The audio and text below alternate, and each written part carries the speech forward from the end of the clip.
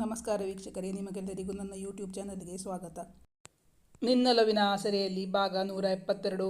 Wow, ಗಂಧರ್ವ ಲೋಕದ ಕನ್ಯೆ ಹಾಗೆ ಕಾಣಿಸ್ತಾ ಇದೆಯಾ? ಅವಳನ್ನು ಹಿಂದಿನಿಂದ ಬಳಸಿ ಹಿಡಿದುಕೊಂಡು ಅವಳ ಬೆನ್ನಿಗೆ ಮುತ್ತಿಟ್ಟ ವೇದಾಂತ್. ಸನ್ನಿಧಿಯ ಮೈಯಲ್ಲಿ ಒಮ್ಮೆಲೆ ಕೋಲ್ಮಿಂಚು ಸಂಚಾರವಾದಂತಾಗಿ ಅವಳ ಮೈ ನವಿರೆದ್ದಿತ್ತು. ದೇಹ ಮೃದುವಾಗಿ ಕಂಪಿಸಿತು. ಅವನ ಕೈಗಳು ಅವಳ ಸೊಂಟದ ನುಣುಪನ್ನು ಸವಿಯುತ್ತಿದ್ದರೆ ತುಟಿಗಳು ತುಸು ಮೇಲಕ್ಕೆ ಬಂದು ಅವಳ ಕತ್ತಿನ. ಅಂದು ಭಾನುವಾರ. ಹೇಳಿದಂತೆಯೇ ವೇದಾಂತ್ ಪತ್ನಿ ಮಕ್ಕಳನ್ನು ಹೊರಗೆ ಸುತ್ತಾಡಲು ಕರೆದೊಯ್ದಿದ್ದ. ಮೊದಲು ಬಟ್ಟೆಯ ಅಂಗಡಿಗೆ ಹೋಗಿ ಮಕ್ಕಳಿಗಾಗಿ ಒಂದು ರಾಶಿ ಬಟ್ಟೆಗಳನ್ನು ಖರೀದಿಸಿಕೊಂಡರು. ಬೆಳೆಯುವ ಮಕ್ಕಳಿಗೆ ಬಟ್ಟೆಗಳು ಬೇಗ ಚಿಕ್ಕದಾಗುತ್ತಿತ್ತು. ಮಕ್ಕಳಿಗಾಗಿ ಆಟದ ಸಾಮಗ್ರಿಗಳನ್ನು ಖರೀದಿಸುವಾಗ ಚಿನ್ನುವಿಗೆ ಡಾಲ್ಗಳು ಇಷ್ಟವಾದರೆ ಚಿಂಟುವಿಗೆ ಆಟದ ವಾಹನಗಳು ಇಷ್ಟವಾಗಿತ್ತು. ಚಿಂಟು ಸ್ವಲ್ಪ ಗುಂಡು ಗುಂಡಾಗಿದ್ದ, ಮಾತ್ರವಲ್ಲ ತುಂಬ ತುಂಟ. ಆದ್ದರಿಂದ ವೇದಾಂತ್ ಅವನನ್ನು ತಾನೇ ಎತ್ತಿಕೊಂಡಿದ್ದ. ಅಂಗಡಿಯಲ್ಲಿ ವಿಧ ವಿಧವಾದ ಆಟದ ಸಾಮಾನುಗಳನ್ನು ಕಂಡಾಗ ಅವನಿಗಾದ ಸಂತೋಷ ಅಷ್ಟಿಷ್ಟಲ್ಲ. ಅವನು ತಂದೆಯ ಕೈಯಿಂದ ಕೊಸರಾಡಿದ. ತಾನೇ ಹೋಗಿ ಅದನ್ನೆಲ್ಲ ಎತ್ತಿಕೊಳ್ಳಬೇಕು, ಆ ಆಟಿಕೆಗಳಲ್ಲಿ ಆಟವಾಡಬೇಕೆಂಬುದು ಆ ಹುಡುಗನ ಬಯಕೆ. ಬಣ್ಣ ಬಣ್ಣದ ಆಟದ ಕಾರುಗಳು, ಏರೋಪ್ಲೇನ್ಗಳು, ರಿಮೋಟ್ ಕಂಟ್ರೋಲ್ನಲ್ಲಿ ಓಡುವ ಕಾರುಗಳು ಮುಂತಾದವುಗಳನ್ನು ತೋರಿಸಿದಾಗ ತುಂಟ ಚಿಂಟುಗೆ ಅವುಗಳಲ್ಲಿ ತಾನೇ ಆಟ ಆಡಬೇಕೆಂಬ ಆಸೆ ತಡೆಯದಾಯಿತು. ಆಡುವ ಆಸೆಯಿಂದ ತನ್ನನ್ನು ನೆಲದಲ್ಲಿ ಬಿಡಬೇಕೆಂದು ಹಠ ಮಾಡತೊಡಗಿದ್ದ. ವೇದಾಂತ್ ಅವನನ್ನು ಕೆಳಗೆ ಬಿಡದೆ ಭದ್ರವಾಗಿ ಹಿಡಿದುಕೊಂಡಾಗ ಕಿರುಚಿ ಅತ್ತು ಹಠ ಮಾಡಿದ. ಚಿನ್ನು ದೊಡ್ಡ ದೊಡ್ಡ ಡಾಲ್ಗಳನ್ನು ಕಂಡು ಆಸೆಯಿಂದ ಅದರತ್ತ ಕೈಚಾಚಿ ತಾಯಿಯ ಬಳಿ ತಾನು ಅಲ್ಲಿ ಹೋಗಬೇಕೆಂದು ಹೇಳಿದಾಗ ಸನ್ನಿಧಿ ಅಂಗಡಿಯವರ ಬಳಿ ಅದನ್ನು ತಂದುಕೊಡಲು ಹೇಳಿದ್ದಳು. ನಿಂಗೆ ಯಾವ ಡಾಲ್ ಬೇಕು ಚಿನ್ನ, ಸೆಲೆಕ್ಟ್ ಮಾಡ್ಕೋ ಎಂದು ತಾಯಿ ಹೇಳಿದಾಗ ತಿಳಿ ಗುಲಾಬಿ ಬಣ್ಣದ ಮುದ್ದಾದ ಬೆಕ್ಕಿನ ಡಾಲ್ ತನ್ನ ಕೈಯಲ್ಲಿ ಹಿಡಿದುಕೊಂಡಿದ್ದಳು ಚಿನ್ನು. ಆ ಡಾಲನ್ನು ಪ್ರೆಸ್ ಮಾಡಿದಾಗ ಅದು ಮಿಯಾವ್ ಮಿಯಾವ್ ಎನ್ನುತ್ತಾ ಅದರ ಕಣ್ಣುಗಳು ನಕ್ಷತ್ರದಂತೆ ಹೊಳೆಯುತ್ತಿದ್ದವು. ಮಗುವಿಗೆ ಅದನ್ನು ಕಂಡು ಖುಷಿಯೋ ಖುಷಿ. ತನ್ನ ಮುದ್ದಾದ ಪುಟ್ಟ ಕೈಗಳಲ್ಲಿ ಚಪ್ಪಾಳೆ ತಟ್ಟುತ್ತಾ ಮಮ್ಮ ಮಮ್ಮ ಎನ್ನುತ್ತಾ ಅದು ತನಗೆ ಬೇಕೆಂದು ಹೇಳಿದಳು ಚಿನ್ನು. ಸನ್ನಿಧಿ ಅದನ್ನು ಪ್ಯಾಕ್ ಮಾಡಲೆಂದು ಅಂಗಡಿಯವರ ಬಳಿ ಕೊಟ್ಟಾಗ ಚಿನ್ನುವಿಗೆ ಅದು ಅರ್ಥ ಆಗದೆ ಅವಳು ಅಳತೊಡಗಿದಾಗ, ಅದು ನಿಂಗೆ ಕಂದ, ಅದನ್ನು ಪ್ಯಾಕ್ ಮಾಡಿ ದುಡ್ಡು ಕೊಟ್ಟು ತಗೊಂಡು ಹೋಗಬೇಕು, ಇನ್ನೇನು ಬೇಕು ಹೇಳು ನೋಡು ಎಂದು ಹೇಳಿದಾಗ ಅಂಗಡಿಯವರು ಮಗುವಿನ ದುಃಖ ಕಂಡು ಮೇಡಮ್ ಇಲ್ಲೇ ಇಟ್ಟಿರ್ತೀವಿ, ಎಲ್ಲ ಸೆಲೆಕ್ಟ್ ಮಾಡಿ ಆದಮೇಲೆ ಒಟ್ಟಿಗೆ ಪ್ಯಾಕ್ ಮಾಡಿ ಕೊಡೋಣ ಎಂದು ಹೇಳಿದಾಗ ಮಗುವಿಗೆ ಸಮಾಧಾನವಾಗಿತ್ತು. ಚಿನ್ನುವಿನ ಕಣ್ಣು ಈಗ ಬಾರ್ಬಿ ಡಾಲ್ನತ್ತ ಸರಿದಿತ್ತು. ಕೀ ಕೊಟ್ಟರೆ ಓಡಾಡುವ ರೈಲು, ರಿಮೋಟ್ ಕಂಟ್ರೋಲ್ನಲ್ಲಿ ಓಡಾಡುವ ಕಾರು, ಜೀಪು, ಮಕ್ಕಳು ಕೂತು ಓಡಾಡುವಂತಹ 3 ಚಕ್ರದ ಸೈಕಲು, ಬೈಕು ಮುಂತಾದವುಗಳನ್ನು ಚಿಂಟು ಆರಿಸಿದ್ದ. ಅಂಗಡಿಯವರು ಚಿಂಟುವನ್ನು ಬೈಕಲ್ಲಿ ಕೂರಿಸಿ ಅತ್ತಿತ್ತ ಕರೆದೊಯ್ಯುತ್ತಿದ್ದಾಗ ಚಿನ್ನುವಿಗೂ ಆಸೆಯಾಗಿತ್ತು.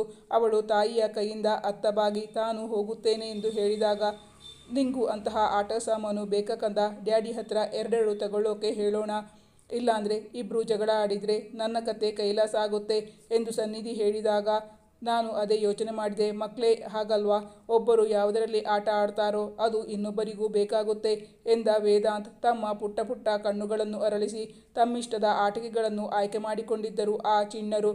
ಇದೇ ಮೊದಲ ಬಾರಿಗೆ ಆಟಿಕೆಗಳನ್ನು ಸೆಲೆಕ್ಟ್ ಮಾಡಲು ಮಕ್ಕಳು ಬಂದಿದ್ದು ಅವರ ಖುಷಿಯಂತೂ ಹೇಳತೀರದು.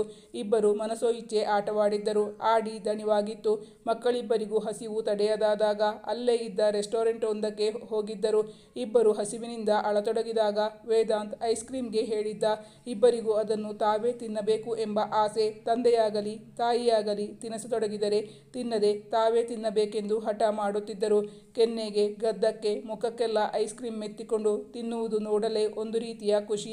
ಊಟವಾದ ಬಳಿಕ ಹೊಟ್ಟೆ ತುಂಬಿದ ಮಕ್ಕಳು ಮತ್ತೆ ಕೇಕೆ ಹಾಕಿ ನಗುತ್ತಾ ರೋಡಲ್ಲಿ ಓಡಾಡುತ್ತಿದ್ದ ವಾಹನಗಳನ್ನು ಅಚ್ಚರಿಯಿಂದ ನೋಡುತ್ತಾ ತಮ್ಮಂತಹ ಪುಟ್ಟ ಮಕ್ಕಳನ್ನು ಕಂಡಾಗ ಆಸಕ್ತಿಯಿಂದ ಅವರತ್ತ ಕೈ ಬೀಸುತ್ತಾ ಎಂಜಾಯ್ ಮಾಡುತ್ತಿದ್ದರು. ಬಳಿಕ ಅವರೆಲ್ಲರೂ ಕಾರಂಜಿ ಕೆರೆಗೆ ಹೋಗಿದ್ದರು. ತಂದೆ ತಾಯಿಯ ಮಡಿಲಲ್ಲಿ ಕುಳಿತ ಮಕ್ಕಳಿಬ್ಬರು ಬೋಟಿಂಗ್ ಹೋಗುವಾಗ ನೀರನ್ನು ಕಂಡು ತುಂಬ ಖುಷಿಯಿಂದ ತಮ್ಮ ಪುಟ್ಟ ಪುಟ್ಟ ಕಣ್ಣುಗಳನ್ನು ಮತ್ತು ಅರಳಿಸಿ ಅಚ್ಚರಿಯನ್ನು ನೋಡುತ್ತಿದ್ದರು. ನೀರನ್ನು ಕಂಡಾಗ ಮಕ್ಕಳಿಗಂತೂ ಅದಕ್ಕೆ ಇಳಿಯಬೇಕೆಂಬ ಆಸೆ. ಚಿಂಟು ಬಾಗಿದಾಗ ವೇದಾಂತ್ ಅವನನ್ನು ಬಿಗಿಯಾಗಿ ಹಿಡಿದುಕೊಂಡಿದ್ದ. ಬೋಟ್ನಿಂದ ಇಳಿಯಲು ಚಿನ್ನುಗೆ ಮನಸ್ಸೇ ಇರಲಿಲ್ಲ. ಮಕ್ಕಳಿಬ್ಬರು ಮತ್ತೆ ಮತ್ತೆ ಬೋಟ್ನತ್ತ ತೋರಿಸುತ್ತಾ ತಾವು ಇನ್ನೊಮ್ಮೆ ಹೋಗುತ್ತೇವೆಂದು ಅಳತೊಡಗಿದ್ದರು. ಅಲ್ಲಿ ಕೆರೆಯ ದಂಡೆಯಲ್ಲಿ ಕುಳಿತಿದ್ದ ಹಕ್ಕಿಗಳನ್ನು ತೋರಿಸುತ್ತಾ ಅದರತ್ತ ನಡೆದಾಗ ಮಕ್ಕಳು ಡೈವರ್ಟ್ ಆಗಿದ್ದರು. ಅಲ್ಲೇ ಇದ್ದ ಪಾರ್ಕ್ನಲ್ಲಿ ಮಕ್ಕಳು ಆಟವಾಡುತ್ತಿರುವುದು ನೋಡಿದಾಗ ಚಿಂಟುವಿಗೆ ಆಡುವ ಆಸೆಯಾಗಿತ್ತು. ತಾವು ಮನೆಯಿಂದ ಬರುವಾಗ ತಂದಿದ್ದ ಬಾಲ್ನಲ್ಲಿ ಮಕ್ಕಳೊಂದಿಗೆ ಆಟವಾಡಿದ್ದರು ವೇದಾಂತ್. ದಂಪತಿಗಳು ಆಟವಾಡಿ ದಣಿದಾಗ ಅಲ್ಲೇ ಇದ್ದ ಹುಲ್ಲುಹಾಸಿನ ಮೇಲೆ ತುಸು ಹೊತ್ತು ವಿಶ್ರಮಿಸಿ ಬಳಿಕ ಅಲ್ಲಿಂದ ಹೊರಟಿದ್ದರು. ಅದಾಗಲೇ ಸಂಜೆಗತ್ತಲು ಆವರಿಸಲಾರಂಭಿಸಿತ್ತು. ಹಸಿದ ಮಕ್ಕಳಿಗೆ ಹೋಟೆಲ್ನಲ್ಲಿ ತಿಂಡಿ ಕೊಡಿಸಿ ಕಾರು ಹತ್ತುತ್ತಿದ್ದಂತೆಯೇ ದಣಿದ ಮಕ್ಕಳು ತಂದೆ ತಾಯಿಯ ಮಡಿಲಲ್ಲಿ ಕಾರಿನಲ್ಲೇ ನಿದ್ದೆ ಮಾಡಿದ್ದರು. ಮನೆ ತಲುಪುತ್ತಿದ್ದಂತೆಯೇ ಸನ್ನಿಧಿಗೆ ಅದಾರದೋ ಕಾಲ್ ಬಂದಿತ್ತು. ಅವಳು ಬಾಲ್ಕನಿಯಲ್ಲಿ ನಿಂತು ಮಾತಾಡುತ್ತಿದ್ದಳು. ಅರ್ಧ ಗಂಟೆಗಿಂತಲೂ ಹೆಚ್ಚು ಹೊತ್ತು ಅವಳು ಫೋನ್ನಲ್ಲಿ ಸಂಭಾಷಣೆ ನಡೆಸುತ್ತಿದ್ದಳು. ವೇದಾಂತ್ ಮಕ್ಕಳನ್ನು ಬೆಡ್ ಮೇಲೆ ಮಲಗಿಸಿ ತಂದೆ ತಾಯಿಯ ಬಳಿ ಮಾತಾಡಲೆಂದು ಕೆಳಗಿಳಿದು ಹೋಗಿದ್ದ. ರೂಮ್ನ ಬಾಗಿಲು ಭದ್ರಪಡಿಸಿ ದೀಪಗಳನ್ನು ಆರಿಸಿ ಮಂದದೀಪ ಬೆಳಗಿ ಮಲಗಲು ಬಂದಾಗ ಮಂಚದ ಮೇಲೆ ಬಟ್ಟೆ ಬದಲಾಯಿಸದೆ ಗಲ್ಲಕ್ಕೆ ಕೈಕೊಟ್ಟು ಕುಳಿತಿದ್ದ ಹೆಂಡತಿಯನ್ನು ಅಚ್ಚರಿಯಿಂದ ನೋಡಿದ್ದ ವೇದಾಂತ್. ಯಾಕ್ ಚಿನ್ನ, ಏನಾಯ್ತು ನಿಂಗೆ? ಯಾಕೆ ಹೀಗೆ ಕೂತಿದ್ದಿ? ಅವಳ ಆಸೆಯಂತೆ ಇಂದಿಡೀ ದಿನ ಪತ್ನಿ ಮಕ್ಕಳೊಂದಿಗೆ ಕಳೆದಿದ್ದ ವೇದಾಂತ್ ಇವತ್ತು ಬೆಳಗ್ಗೆನೇ ನಿನ್ನ ನೋಡಿದಾಗ ಅಪ್ಪಿ ಮುದ್ದಾಡಬೇಕು ಅನ್ನಿಸ್ತಾ ಇತ್ತು. ಮಕ್ಕಳು ಕೂಡ ತುಂಬ ಸಂತೋಷಪಟ್ಟಿದ್ದಾರೆ. ಆಡಿ ದಣಿದು ಬೇಗ ನಿದ್ದೆ ಹೋಗಿದ್ದರು. ಅವನ ಕಣ್ಣಿಗೆ ಇಂದವಳು ಅತ್ಯಂತ ಸುಂದರಿಯಾಗಿ ಕಂಡಿದ್ದಳು. ಈಗವನಿಗೆ ಹೆಂಡತಿಯ ಸನಿಹ ಬೇಕಾಗಿತ್ತು. ಅವಳ ಪಕ್ಕದಲ್ಲಿ ಕುಳಿತು ಅವಳ ಸುತ್ತ ಕೈ ಹಾಕಿ ಕೇಳಿದ, ಯಾಕೆ ನನ್ನ ಚಿನ್ನ ಮರಿ ಹೀಗೆ ಯೋಚಿಸ್ತಾ ಕುಳಿತುಬಿಟ್ಟಿದೆ ಎಂದಾಗ ಅವಳಿಗೆ ತಡೆ ಹಿಡಿದಿದ್ದ ಅಳು ಉಕ್ಕಿ ಬಂದಿತ್ತು. ಅವನ ಕೈ ಕೊಡಹಿ ದೂರ ಸರಿದು ಕೈಗಳಿಂದ ಮುಖ ಮುಚ್ಚಿಕೊಂಡು ಬಿಕ್ಕಿದಾಗ ಅವನು ಹೆದರಿದ್ದ. ಯಾಕೆ, ಏನಾಯ್ತು ಚಿನ್ನ? ಯಾರಾದರೂ ಏನಾದರೂ ಅಂದ್ರಾ? ಇವತ್ತು ಇಡೀ ದಿನ ಖುಷಿಯಾಗಿದ್ದು ಈಗ ಮಲಗೋ ಹೊತ್ತಲ್ಲಿ ಯಾಕೆ ಅಳ್ತಾ ಕೂತಿದೀಯಾ? ಏನಾಯ್ತು ಹೇಳು? ವೇದಾಂತ್ ಅನುನಯಿಸಿ ಕೇಳತೊಡಗಿದ. ಅವಳ ಬಳಿ ಸರಿದು ಮುಖದಿಂದ ಕೈ ಕಿತ್ತು ಕಣ್ಣೀರಿನಿಂದ ತೋಯ್ದ ಮುಖವನ್ನು ಬೊಗಸೆಯಲ್ಲಿ ಹಿಡಿದು ತುಟಿಯಿಂದ ಕಣ್ಣೊರೆಸಿದ್ದ. ಮತ್ತೆ ಕಣ್ಣೀರು ಬಂದಾಗ ಅವಳನ್ನು ಗಾಢವಾಗಿ ಆಲಿಂಗಿಸಿ ಮುತ್ತಿಟ್ಟಿದ್ದ ವೇದಾಂತ್. ಸಾನು, ನಿನ್ನ ಹುಟ್ಟಿದ ಹಬ್ಬದ ದಿನ ನಿಂಗೆ ಕೊಡಬೇಕಾದ ಗಿಫ್ಟ್ ತುಂಬ ಲೇಟಾಗಿ ಕೊಡ್ತಾ ಇದ್ದೀನಂತನಾ? ನೀನು ಇಂದು ಸಂತೋಷವಾಗಿರಬೇಕು, ಅದನ್ನು ಬಿಟ್ಟು ಅಳ್ತಾರಾ ಎನ್ನುತ್ತಾ ಅವಳನ್ನು ತನ್ನ ತೋಳುಗಳೊಳಗೆ ಎಳೆದುಕೊಂಡು 2 ಕೆನ್ನೆಗೂ ಮುತ್ತಿಟ್ಟ. ಇವಳ ಮನಸ್ಸಿಗೆ ಏನೋ ನೋವಾಗಿದೆ. ಆಗ ಯಾರ ಬಳಿಯೋ ಮಾತಾಡುತ್ತಿದ್ದಳಲ್ಲ, ಅವರೇನಾದರೂ ಹೇಳಿದರೆ ಯಾರಿರಬಹುದು? ಆತ್ಮೀಯವಾಗಿ ಮಾತಾಡುತ್ತಿದ್ದಳಲ್ಲ, ಅವಳ ಮಾತು ಕೇಳಿಸಿಕೊಳ್ಳುವುದು ಸರಿಯಲ್ಲ ಎಂಬ ಕಾರಣಕ್ಕೆ ವೇದಾಂತ್ ರೂಮ್ನಿಂದ ಹೊರಹೋಗಿದ್ದ. ಅವಳು ಇಷ್ಟು ನೊಂದುಕೊಳ್ಳುತ್ತಾಳೆ ಎಂದು ಗೊತ್ತಾಗಿದ್ದರೆ ತಾನೇ ರೇಗಿ ಕರೆ ಸ್ಥಗಿತಗೊಳಿಸುತ್ತಿದ್ದನೇನೋ. ಸಾನು, ನನ್ನ ಚಿನ್ನ, ಯಾಕೆ ಬಂಗಾರಿ ಇಷ್ಟೊಂದು ದುಃಖ? ಏನಾಯಿತು? ನನ್ನ ಹತ್ರನೂ ಹೇಳ್ಕೋಬಾರ್ದಾ? ಮತ್ತೆ ಮತ್ತೆ ಪ್ರಶ್ನಿಸುತ್ತಿದ್ದ ವೇದಾಂತ್. ಇವತ್ತು ಎಷ್ಟು ಚೆನ್ನಾಗಿ ಕಾಣ್ತಾ ಇದ್ದಿ ಗೊತ್ತಾ? ಅವಳನ್ನು ಮತ್ತೆ ಮತ್ತೆ ಮುದ್ದಿಸಿ ರಮಿಸಿದ್ದ. ಆದರೆ ಅವಳ ದುಃಖ ಕಡಿಮೆಯಾಗಿರಲಿಲ್ಲ. ಸಾನು, ನೀನಾಗ ಹೋಟೆಲಲ್ಲಿ ತಿಂದಿದ್ದು ತುಂಬ ಖಾರ ಆಯಿತು ಅಂದ್ಯಲ್ಲ, ಹೊಟ್ಟೆ ನೋವು ಏನಾದರೂ ಆಗ್ತಾ ಇದೆಯಾ? ಡಾಕ್ಟರ್ ಹತ್ರ ಹೋಗಬೇಕಾ? ಹಾಗೇನಾದರೂ ಇದ್ದರೆ ಹೇಳು, ಈಗಲೇ ಕರ್ಕೊಂಡು ಹೋಗ್ತೀನಿ ಎಂದವನು ಅವಳ ಹಣೆ ಕತ್ತು ಮುಟ್ಟಿ ನೋಡಿದ. ಜ್ವರ ಏನಾದರೂ ಬರುತ್ತಿದೆಯಾ? ಇಲ್ಲ, ನಾರ್ಮಲ್ ಆಗೇ ಇದ್ದಳು. ಇಡೀ ದಿನ ಎಲ್ಲರೂ ಖುಷಿಯಾಗಿದ್ದರು. ಈಗ ಮಲಗುವ ಸಮಯದಲ್ಲಿ ಇವಳು ಹೀಗೆ ದುಃಖಿಸಿಕೊಂಡು ಅಳುತ್ತಾ ಕೂತರೆ ಅವನಿಗೂ ಮಲಗುವ ಮನಸ್ಸಾಗಲಿಲ್ಲ. ಈಗಲೂ ಅವಳ ಕಣ್ಣಿಂದ ನೀರು ತೊಟ್ಟಿಕ್ಕುತ್ತಲೇ ಇತ್ತು. ತನ್ನ ಹಿಂಗೆಯಿಂದ ಅದನ್ನು ಒರೆಸಿಕೊಂಡಳು ಸನ್ನಿಧಿ. ಅವಳೀಗ ವೇದಾಂತ್ನನ್ನೇ ನೋಡಿದಳು. ಕಣ್ಣುಗಳು ಮತ್ತೆ ತುಂಬಿ ಬಂದಿದ್ದವು.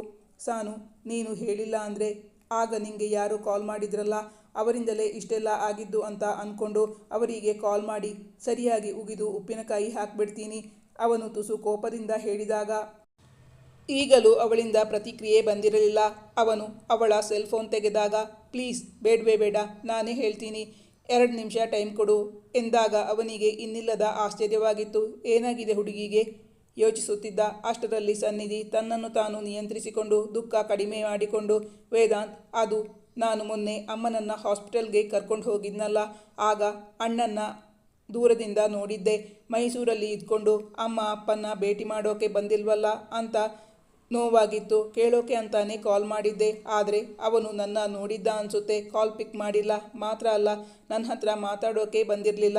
ಆಮೇಲೂ ಬಿಡದೆ 2-3 ಸಲ ಅಣ್ಣಂಗೆ ಕಾಲ್ ಮಾಡಿದ್ದೆ. ಅವನು ನನ್ನ ಕಾಲ್ ಪಿಕ್ ಮಾಡ್ತಾ ಇರಲಿಲ್ಲ, ಅವಾಯ್ಡ್ ಮಾಡ್ತಾ ಇದ್ದ ಅನ್ನಿಸ್ತು. ಅದಕ್ಕೆ ನಾನು ಹೆತ್ತ ತಂದೆ ತಾಯಿ ಕಷ್ಟದಲ್ಲಿ ಇರಬೇಕಾದ್ರೆ ನೀನ್ಯಾಕೆ ನಿನ್ನ ಹಠ ಸಿಟ್ಟು ಸಾಧನೆ ಮಾಡ್ತೀಯಾ? ನಿಮ್ಮೊಳಗೆ ಏನೇ ನಡೆದಿರಬಹುದು, ಆದರೆ ಪಪ್ಪ ಮಾನಸಿಕವಾಗಿ ತುಂಬ ನೊಂದಿದ್ದಾರೆ ಕಣೋ. ನೀನು ಮೈಸೂರಲ್ಲಿದ್ದೀಯಾ ಅಂತ ನಾನು ನೋಡಿದ್ದೀನಿ. ಅವರನ್ನೊಮ್ಮೆ ನೋಡಿ ಮಾತಾಡಿಸಿ ಹೋಗು. ಒಂದ್ಸಲ ಹೆತ್ತವರನ್ನ ಮಾತಾಡಿಸಿದ್ರೆ ನಿನ್ನ ಗಂಟೇನೂ ಕರಗಿ ಹೋಗಲ್ಲ ಅಂತ ಸಂದೇಶ ಕಳುಹಿಸಿದ್ದೆ. ಅವನಿಗೆ ಅದೆಷ್ಟು ಸಿಟ್ಟು ಬಂತು ನನ್ನ ಮೇಲೆ ಅಂದರೆ ಅವನು ಹೇಳಿದ ಮಾತು ಕೇಳಿ ನನಗೆ ತುಂಬ ದುಃಖ ಆಯಿತು. ನನ್ನ ಬಾಯಲ್ಲಿ ಅದನ್ನೆಲ್ಲ ಹೇಳೋಕ್ಕಾಗ್ತಿಲ್ಲ ವೇದಾಂತ್, ನೋವಿನಿಂದಲೇ ಹೇಳಿದಳು ಸನ್ನಿಧಿ. ಅವನು ಅತ್ಯಾಶ್ಚರ್ಯದಿಂದ, ಹೌದಾ, ಹಾಗಂತ ಅಲೋಕ್ ಹೇಳಿದ್ನಾ? ಇವಳು ಇಷ್ಟು ದುಃಖಪಡುವಂಥದ್ದು ಏನು ಹೇಳಿರಬಹುದು ಎಂದು ಗೊತ್ತಾಗಲಿಲ್ಲ ವೇದಾಂತ್ಗೆ. ಆಗಿಂದ ಅಳುತ್ತಿದ್ದಾಳೆಂದರೆ ಏನೋ ಹೇಳಬಾರದನ್ನೇ ಹೇಳಿರುತ್ತಾನೆ ಎಂದುಕೊಂಡ ವೇದಾಂತ್ ತಾನೇ ಅಲೋಕ್ ಬಳಿ ಮಾತಾಡುವ ಆಸಕ್ತಿ ತೋರಿಸಿ, ಆಯಿತು, ಇನ್ಮುಂದೆ ಅವನು ಕಾಲ್ ಮಾಡಿ ನಿಂಗೆ ಟಾರ್ಚರ್ ಕೊಡದ ಹಾಗೆ ನಾನು ಕಾಲ್ ಮಾಡಿ ಅವನಿಗೆ ಹೇಳ್ತೀನಿ. ಅವನು ತನ್ನ ಸೆಲ್ಫೋನ್ ತೆಗೆದು ಅಲೋಕ್ನ ನಂಬರ್ಗೆ ಡಯಲ್ ಮಾಡತೊಡಗಿದಾಗ ಸನ್ನಿಧಿ ಅವನ ಕೈಯಲ್ಲಿದ್ದ ಸೆಲ್ಫೋನ್ ಕಿತ್ತುಕೊಂಡಳು. ಬೇಡ ಬೇಡ, ಅವನೀಗ ಡ್ರಿಂಕ್ಸ್ ತಗೊಳ್ಳೋದು ಬೇರೆ ಶುರು ಮಾಡಿದ್ದಾನೆ ಅನ್ಸುತ್ತೆ. ಶ್ರೀಮಂತ ಹೆಂಡತಿ ಮಾವ ಸಿಕ್ಕಿದಾರಲ್ಲ, ಅವರ ಸಂಪರ್ಕದಿಂದ ಅದನ್ನು ಅಭ್ಯಾಸ ಮಾಡ್ಕೊಂಡಿದ್ದಾನೆ.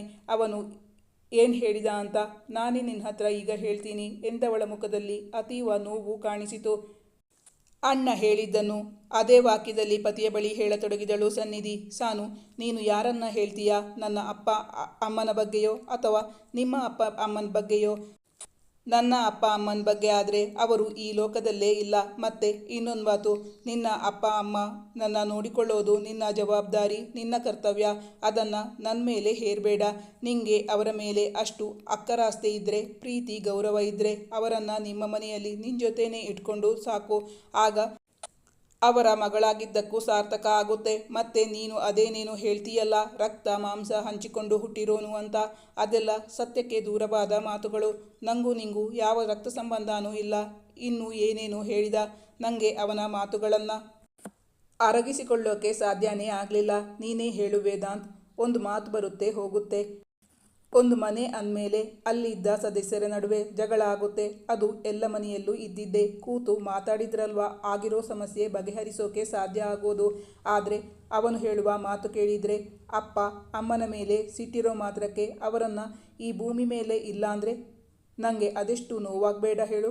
ನಾನು ಇಂತಹ ಮಾತುಗಳನ್ನೆಲ್ಲ ಹೇಳಬೇಡ, ನಿನ್ನ ನಾಲಿಗೆ ಬಿದ್ದು ಹೋಗುತ್ತೆ ಅಂತ ಹೇಳಿದೆ. ಅದಕ್ಕವನು ಅರ್ಥವೇ ಇಲ್ಲದಂತಹ ಮಾತುಗಳು ಅದೇನೇನೋ ಹೇಳಿಬಿಟ್ಟ. ನಮ್ಮಪ್ಪ ಅಮ್ಮ ತುಂಬ ಸ್ವಾರ್ಥಿಗಳಂತೆ, ರೆಡಿಮೇಡ್ ಮಗ ಸಿಗ್ತಾನೆ ಅಂತ ಅದೇನೇನು ಹೇಳಿದ. ನನಗೆ ಅರ್ಥನೇ ಆಗಲಿಲ್ಲ ಗೊತ್ತಾ. ಮತ್ತು ನಮ್ಮ ಅಪ್ಪ ಅಮ್ಮ ಜೀವನದ ಅತಿ ದೊಡ್ಡ ಸತ್ಯವನ್ನು ನನ್ನಿಂದ ಮರೆಮಾಚಿದಾರಂತೆ. ಅದೇನು ಅಂತ ನೀನೇ ಕೇಳಿ ತಿಳ್ಕೊ ಅಂದ. ನೋವಿನಿಂದಲೇ ವೇದಾಂತ್ ಬಳಿ ಎಲ್ಲವನ್ನೂ ವಿವರಿಸಿ ಹೇಳಿದಳು ಸನ್ನಿಧಿ. ಅಂದರೆ ಸನ್ನಿಧಿಗೆ ಅವನು ತನ್ನ ಒಡಹುಟ್ಟಿದ ಅಣ್ಣ ಅಲ್ಲ ಎಂದು ಇದುವರೆಗೂ ಗೊತ್ತಿರಲಿಲ್ಲವಲ್ಲ. ಅಂದು ಮದುವೆಯ ಮಾತುಕತೆಯ ಸಂದರ್ಭದಲ್ಲಿ ವಿಶ್ವನಾಥ್ ಅವರು ಪ್ರಶ್ನಿಸಿದಾಗ ಜಯಂತಿಯವರ ಮೂಲಕ ಇವರ ಮನೆಯವರಿಗೆ ವಿಷಯ ತಿಳಿದಿತ್ತು. ಅವಳ ಮಾತು ಮುಗಿಸಿದ ತಕ್ಷಣವೇ ವೇದಾಂತ್ ಅವಳನ್ನು ಬಾಚಿ ತಬ್ಬಿಕೊಂಡು ಅವಳ ನೆತ್ತಿಗೆ ಹೂಮುತ್ತ ನಿಂತ. ಅವಳ ಬೆನ್ನ ಮೇಲೆ ಮೃದುವಾಗಿ ಕೈಯಾಡಿಸುವಾಗ ಅವಳು ಅವನಿದೆಯಲ್ಲಿ ಮುಖವಿಟ್ಟು ಬಿಕ್ಕುತ್ತಿದ್ದಳು. ನೀನೇ ಹೇಳು ವೇದಾಂತ್, ಹೀಗೆಲ್ಲ ಹೇಳಿದರೆ ಮನಸ್ಸಿಗೆ ನೋವಾಗಲ್ವಾ? ಜೀವಂತವಾಗಿರುವ ಅಪ್ಪ ಅಮ್ಮನನ್ನ. ಅವಳು ಮಾತು ಮುಂದುವರಿಸಲಿಲ್ಲ. ಸಾನು ಬಿಕ್ಕುತ್ತಲೇ ಹೇಳಿದಾಗ ವೇದಾಂತ್ ಅವಳ ಮಾತನ್ನು ತಡೆದ. ಸಾನು, ಅವನು ಏನು ಹೇಳ್ತಿದ್ದಾನೆ ಅನ್ನೋದು ನನಗೆ ಅರ್ಥ ಆಗ್ತಿದೆ. ಸಾನು, ನಾನೊಂದು ವಿಷಯ ನಿಂಗೆ ಹೇಳಬೇಕು. ಅದನ್ನು ಕೇಳಿದ ಮೇಲೆ ಬೇಜಾರು ಮಾಡ್ಕೋಬಾರ್ದು, ಮನಸ್ಸು ಗಟ್ಟಿ ಮಾಡ್ಕೋ. ಸಾನು, ಜೀವನದಲ್ಲಿ ಕೆಲವು ಸತ್ಯಗಳಿರುತ್ತೆ, ಅದರ ಬಗ್ಗೆ ಜಾಸ್ತಿ ಯೋಚನೆ ಮಾಡೋಕೆ ಹೋಗಬಾರ್ದು. ಅವಳ ಮುಖವನ್ನು ಬೊಗಸೆಯಲ್ಲಿ ಹಿಡಿದು ಕಣ್ಣಲ್ಲಿ ಕಣ್ಣಿಟ್ಟು ನೋಡುತ್ತಾ ಹೇಳಿದ ವೇದಾಂತ್. ಸಾನು, ಅಲೋಕ್ ಅವನ ಹೆತ್ತ ತಂದೆ ತಾಯಿ ಈ ಲೋಕದಲ್ಲಿ ಇಲ್ಲ ಅಂತ ಹೇಳಿದ್ದು ನಿಮ್ಮ ಅಪ್ಪ ಅಮ್ಮನನ್ನಲ್ಲ ಎಂದು ವೇದಾಂತ್ ಹೇಳಿದಾಗ ಅಚ್ಚರಿ ಪಡುವ ಸರದಿ ಸನ್ನಿಧಿಯದಾಗಿತ್ತು. ಅವನು ಏನು ಹೇಳುತ್ತಾನೆ?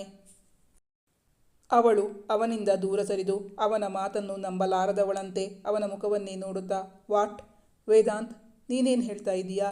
ನೀನು ಹೇಳೋದು ನೋಡಿದರೆ ಅವನ ಅಪ್ಪ ಅಮ್ಮ ನಮ್ಮ ಅಪ್ಪ ಅಮ್ಮ ಬೇರೆ ಬೇರೆ ಅಂತ ಅನ್ಕೋಬೇಕು. ಆದರೆ ಇದು ಹೇಗೆ ಸಾಧ್ಯ? ಅವಳಿಗೆ ಇನ್ನಿಲ್ಲದ ಅಚ್ಚರಿಯಾಗಿತ್ತು. ನಂಬಲೇ ಸಾಧ್ಯವಾಗುತ್ತಿಲ್ಲ. ಎಸ್ ಚಿನ್ನ, ನಿನ್ನ ಈಗಿನ ಗೆಸ್ ಕರೆಕ್ಟ್.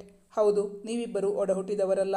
ಅವನು ನಿಮ್ಮ ಅಪ್ಪ ಅಮ್ಮನ ಸಾಕು ಮಗ, ನಿಮ್ಮ ಪಪ್ಪನ ಕ್ಲೋಸ್ ಫ್ರೆಂಡ್ನ ಮಗ ಅವನು ಎಂದು ಹೇಳಿದ ವೇದಾಂತ್ ಅವಳಿಗೆ ಅಲೋಕ್ನ ಬಗ್ಗೆ ಅವನ ತಂದೆ ತಾಯಿಯ ಬಗ್ಗೆ ವಿವರಿಸಿ ಹೇಳಿದಾಗ ತನ್ನಿಂದ ಎಲ್ಲರೂ ಆ ವಿಷಯವನ್ನು ಗುಟ್ಟು ಮಾಡಿದ್ದು ಅವಳಿಗೆ ತುಂಬ ನೋವಾಯಿತು.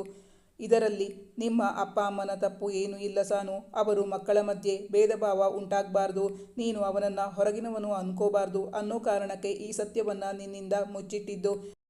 ಅವರ ಉದ್ದೇಶ ಒಳ್ಳೆಯದೇ ಇತ್ತು. ಮತ್ತೆ ಆವತ್ತು ನಮ್ಮಿಬ್ಬರ ಜಾತಕ ತೋರಿಸಿದ್ರಲ್ಲ, ಆ ಸಂದರ್ಭದಲ್ಲಿ ನಮ್ಮ ಡ್ಯಾಡಿ ಮಾವನ ಹತ್ರ ವಿಷಯ ಪ್ರಸ್ತಾಪ ಮಾಡಿದ್ರು. ಆಗ ಮಾವಂಗೆ ಅಲೋಕ್ ಬಗ್ಗೆ ಹೇಳೋಕೆ ಮನಸ್ಸಿರಲಿಲ್ಲ. ತಮ್ಮ ಮನೆಯ ಗುಟ್ಟು ರಟ್ಟಾಗಬಾರ್ದು ಅನ್ನೋ ಕಾರಣಕ್ಕೆ ಆ ಸತ್ಯವನ್ನು ಅವರು ಹೇಳೇ ಇರಲಿಲ್ಲ. ಅದೇ ಕಾರಣಕ್ಕೆ ನಮ್ಮಿಬ್ಬರ ಮದುವೆ ನಿಂತು ಹೋಗಿದ್ದು. ಆಮೇಲೆ ನಿಮ್ಮಮ್ಮ ನಮಗೆಲ್ಲ ಹೇಳಿದರು. ಈ ವಿಷಯವನ್ನು ಸ್ವತಃ ಅಲೋಕ್ ಹೇಳಿದರೂ ಸನ್ನಿಧಿ ನಂಬುತ್ತಿರಲಿಲ್ಲ. ಆದರೆ ಅವಳಿಗೆ ಹೇಳಿದ್ದು ವೇದಾಂತ್. ಅವನೆಂದು ಅವಳ ಬಳಿ ಸುಳ್ಳು ಹೇಳುತ್ತಿರಲಿಲ್ಲವಲ್ಲ. ಆದ್ದರಿಂದ ಆ ಕಟು ಸತ್ಯವನ್ನು ನಂಬಲೇಬೇಕಾಗಿತ್ತು ಸಾನು. ವೀಕ್ಷಕರೇ, ನಿಮಗೆ ಈ ಸಂಚಿಕೆ ಇಷ್ಟವಾದಲ್ಲಿ ಆದಷ್ಟು ಹೆಚ್ಚಿನ ಸಂಖ್ಯೆಯಲ್ಲಿ ಕಮೆಂಟ್ ಮಾಡಿ ತಿಳಿಸೋದನ್ನು ಮರಿಬೇಡಿ. ಈ ಕತೆ ಮುಂದಿನ ಸಂಚಿಕೆಯಲ್ಲಿ ಮುಂದುವರಿಯುವುದು. ವೀಕ್ಷಕರೇ, ನಾನು ಹಾಕೋ ಕತೆಗಳು ನಿಮಗೆ ಇಷ್ಟವಾಗಿದ್ದಲ್ಲಿ ನನ್ನ ಚಾನಲನ್ನು ಸಬ್ಸ್ಕ್ರೈಬ್ ಮಾಡಿ, ನನ್ನ ವಿಡಿಯೋವನ್ನು ಲೈಕ್ ಮಾಡಿ, ನಿಮ್ಮ ಆಪ್ತರಿಗೆ ನನ್ನ ವಿಡಿಯೋವನ್ನು ಶೇರ್ ಮಾಡಿ, ನಿಮ್ಮ ಅನಿಸಿಕೆ ಅಭಿಪ್ರಾಯಗಳನ್ನು ಕಮೆಂಟ್ ಮಾಡಿ ತಿಳಿಸೋದರ ಮೂಲಕ ನನಗೆ ಬೆಂಬಲ ವ್ಯಕ್ತಪಡಿಸಬೇಕಾಗಿ ವಿನಂತಿಸಿ